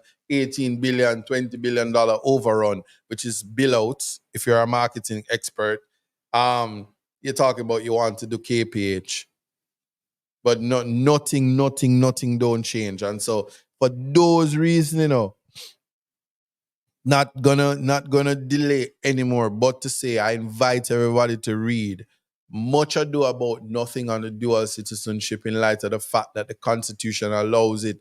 Anybody that says otherwise is disrespecting the Constitution, and anything you say is void to the extent of the inconsistency. Your morality is skewed and misguided. Go and brush your teeth and bathe. Go and try to be a human being and concern yourself with making the citizens of this country better, and stop using your political warfare to advance your nepotism. Disgusting, man. And take it back. If you want to use your platform to educate the people, do so. But that, I will tell you, is a great disservice to the country, to mislead the country and to misguide. And when it comes to issues of being straightforward about disclosure, which is a breach of your right to privacy, if somebody asks you, people ask me right now, remember, me, ISAT, people who don't have no business, sometimes them ask, they say, ISAT, you ever been convicted? I say, no. And it's just one video, social media video where you can say all my thing in the public space. But if you ask me questions that you ought not to be asking me, I can tell you in your face, no. Because you're not supposed to know. It's my private business. And even if it's in the public, I don't have to answer you. Who is you? Who you be? Where the Constitution don't require it, I don't want nobody asking me anything. And if I go for a job and it don't have a height requirement, I don't want nobody ask me how tall me is, because I'm going to say 6'11". Yeah, I'm tall. And for the other things that people want to ask about, ask Jada. Yeah. Anyway, but point I'm making, I think I made my point where that is concerned, and I think we can leave it there. Not gonna open the phone lines. What I will, what someone said, God on time, whole of it. Yeah. Mm. At God on time, whole of it. All right. I'm reading comments. Yeah, so that's where it is. And I'm saying to the people, much as I'm saying it, kudos to those three persons, Mr. Small, Hilton, Smartley, who did not sign, because there are things in that CRC report that have grave concerns and should never even be put to a vote and disenfranchise people without a conversation about it. And the need for public discussion and even to take guidance from the judiciary on even the conviction matters. And to look, because I, as I said, I have the report. The report is coming from, and I looked at it wholesome. So I wasn't speaking from a personal space. It's from the Anti-Corruption Help Desk, providing on-demand research to help fight corruption. Because the corrupt aspect of it, I'm telling you, I'm submitting to you, it is corruption to attempt to disenfranchise the voting class by putting clogs and fetters in your competitors. So anybody who sat down and said, you know what, let us exclude these persons, convictions for violence, 18 months or more, or convictions for fraud that has nothing to do with the fraud that is related to the election fraud, voting fraud, anything like that, is an attempt. It's a corrupted attempt to disenfranchise the voters from their choice. And then another thing is, let me tell you the most important thing that you need to know. You see this referendum? The referendum is steeped in corruption, because a referendum is only those registered to vote will be able to vote. And there is nothing encouraging everybody to say that the most important thing will take place next year. And it is important that every member, whether you're a part of the diaspora or not, register and put things in place that if you are in another country, you're able to vote about something important as to what court you want. Steeped in corruption. So when you say put something to a referendum and then 18% of the people show up to vote because possibly you lock up half of them, or you call a state of emergency and then still call election, and and do whatever, you use your power and abuse your power to regulate and manipulate the referendum, it can be problematic. Somebody say, who is Jada? Definitely not Pinkett Smith, but we're gonna leave that one alone.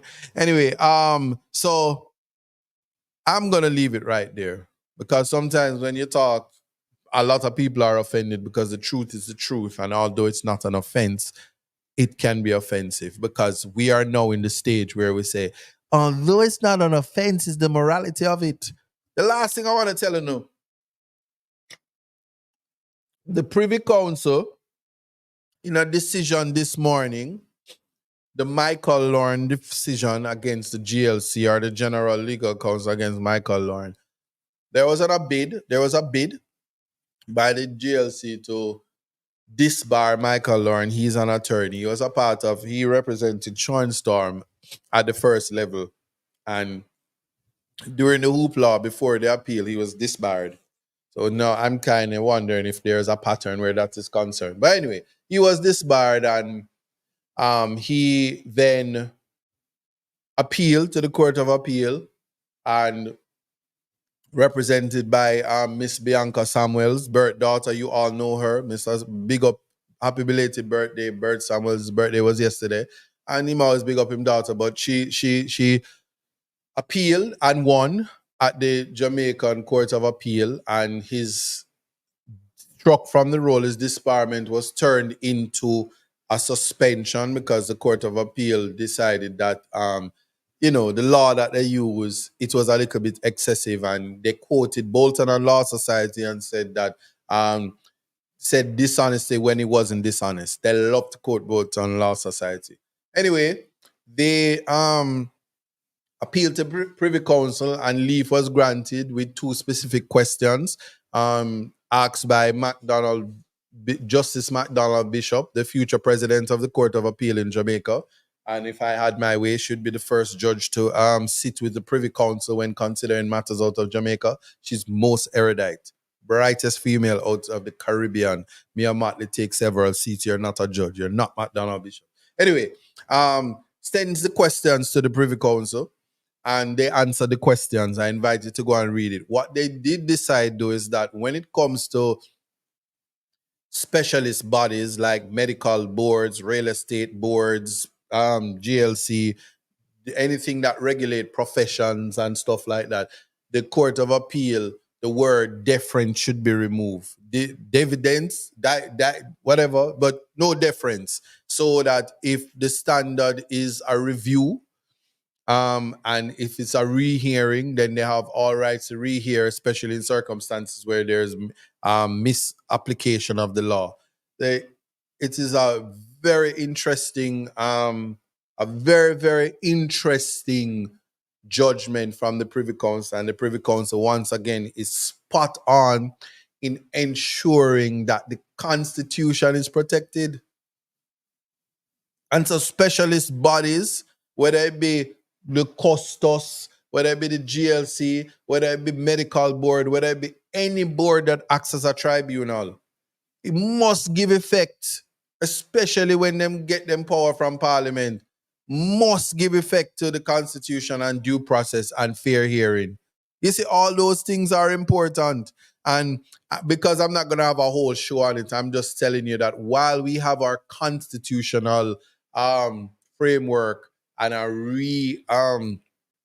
a discussion or our thinking of how we're doing it, because of where we are now in 2024, and law has moved away from what Jamaica was back in the days during the Norman Manley era and stuff like that, and where we are now and how persons become lawyers and how the profession is regulated. While we're considering things, it may very well be that the remit of regulations, like everywhere else in the Caribbean and everywhere else in the world, that the Supreme Court should be the governing body to punish attorneys. But it probably be we need to do that in a space where nepotism is real and improper considerations, similar to persons just doing whatever. It's just a matter. Maybe that's something to consider, but who knows? In light of what the Privy Council said today, it may be something to look at if while the CRC is doing what they're doing and while Parliament is doing what they're doing, and maybe how they entrench things, since the legality is something that always comes into play, and law and politics is married. It's hand in hand. So one wonders how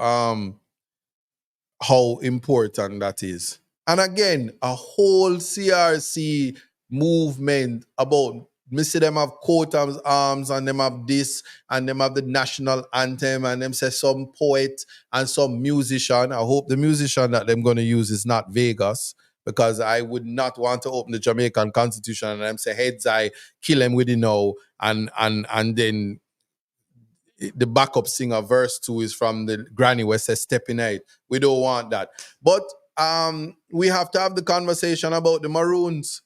We have to have the conversation about the Maroons. Who don't like it, you have to bring Chief Curry in the conversation about protecting the heritage and history.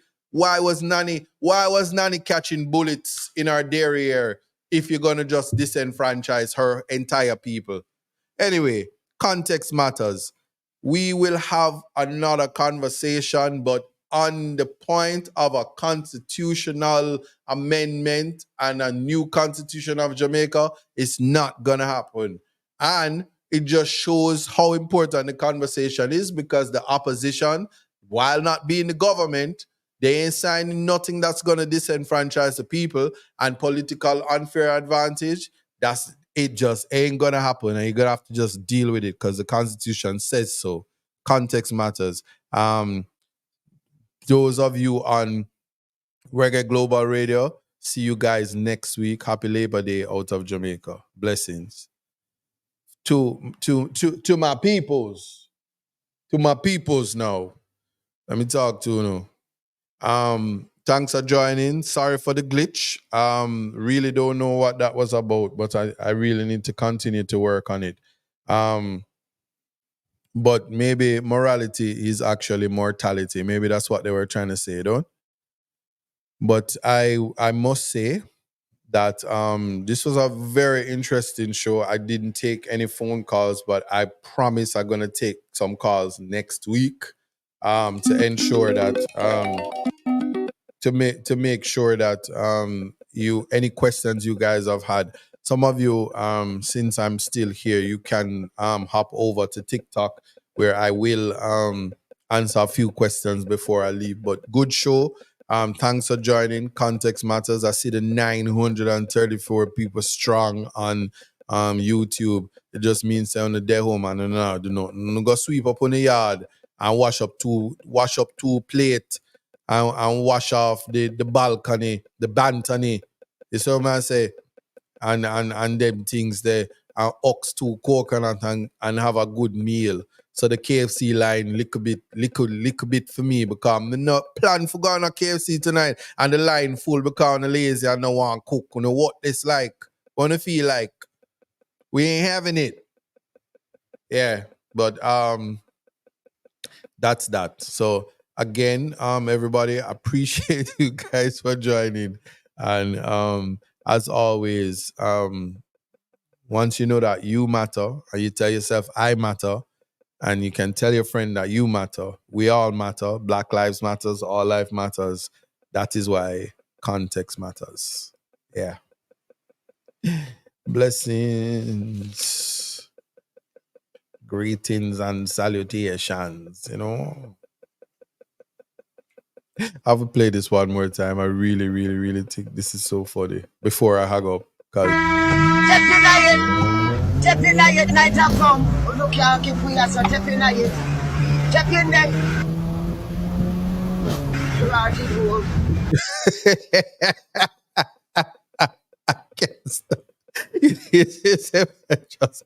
This is why it had to be an extended version. I really listen. I had to. This woman is famous. I would like to meet her. Night I come and I really need to step in it. All right. I'm serious. True something. This is interesting. And yeah. So that's that, eh? Anyway, you can't tell me I have too much fun, you know. You can't know. But we are here. I see you guys next week. Blessings. It took some time to understand. Yeah. Just what it takes to be a man. Now it seems each day you learn something to make a better way. Like growing up ain't just a phase, it's reality. And sometimes it's hard to face the world with your head screwed on. But in time you will see it comes naturally, like the hurt and the pain. It's a part of the game. It's all a part of life, to laugh and to cry. That's right, it's all in life. Gotta keep your head up and keep it stride. No time for living a lie. Gotta keep it moving till you get it right. That's right, it's all in life. Gotta keep your head up and keep it stride. No time to be living a lie. You can make it if you try. You know I heard them say life much better you live it your own way. But if you need a helping hand, just call on me, I will be your friend. And when it gets hard to face the world with your head screwed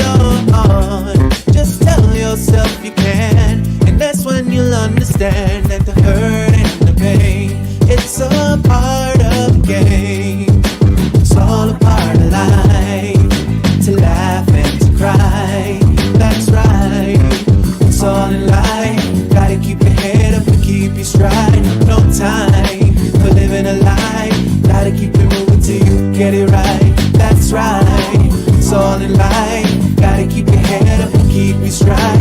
No time to be living a lie. You can make it if you try. You gotta keep on moving on. Don't let no one stand in your way. Gotta keep on pressing on. As we pray for better days, keep it moving. Moving to the next. When they try to bring you down, we gotta take it to the next level when they come around. That's right, it's all in life. Gotta keep your head up and keep your stride. No time for living a lie. Gotta keep it moving till you get it right. That's right, it's all in life. Gotta keep your head up and keep your stride. No time to be living a lie. You can make it if you try. Just keep your head up, yeah. Just keep your head up, yeah. Gotta keep your head up, yeah. Cause everything's gonna be alright. Keep your head up. Keep your head up. Keep your head up. Cause everything's gonna be alright.